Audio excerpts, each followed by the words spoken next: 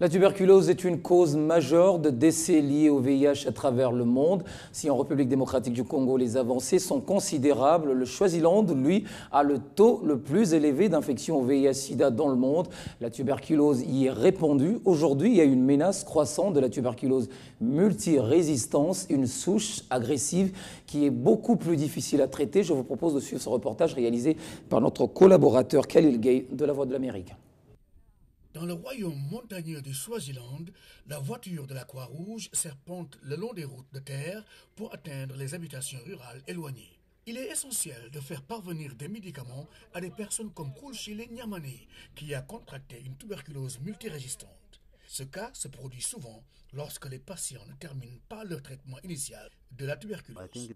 Je pense que c'est très important pour nous d'apporter des services aux populations en leur évitant de se déplacer vers nous. Si nous y arrivons, nous pouvons alors essayer d'éliminer la tuberculose complètement au Swaziland.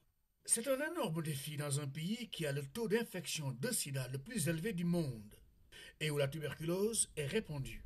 Avec l'aide de Lilly MDR TB Partnership, Sanele peut maintenant se rendre dans plusieurs foyers. Je suis heureuse de me sentir mieux et je me sens plus forte. Je vais prendre mon traitement jusqu'à la fin, jusqu'à la disparition complète du virus. Les infirmières et les travailleurs de la santé sont particulièrement vulnérables à la tuberculose. Et dans la capitale commerciale animée de Manzini, il y a maintenant une clinique spéciale pour eux. Fetsile Mamba, qui a remporté un prix du Conseil international des infirmières et infirmiers pour son travail en matière de tuberculose, est là pour soutenir ses collègues infirmières du Swaziland. Ils se sentent aimés. Ils sentent que quelqu'un est vraiment en train de prendre soin d'eux.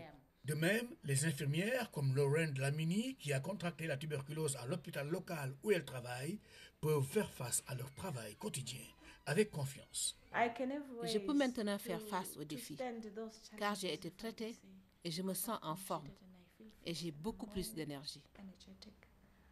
Il est clair que la passion pour le traitement de la tuberculose est nécessaire dans ce petit pays d'Afrique.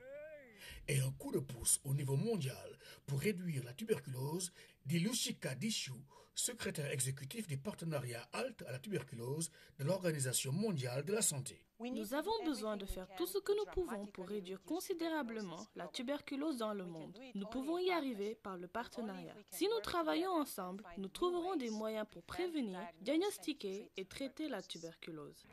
En dépit des difficultés, les citoyens du Swaziland sont engagés. Nombreux sont ceux qui sont déterminés à travailler ensemble pour vaincre le fléau de la tuberculose et le sida, afin que les enfants de ces pays puissent regarder l'avenir avec espoir.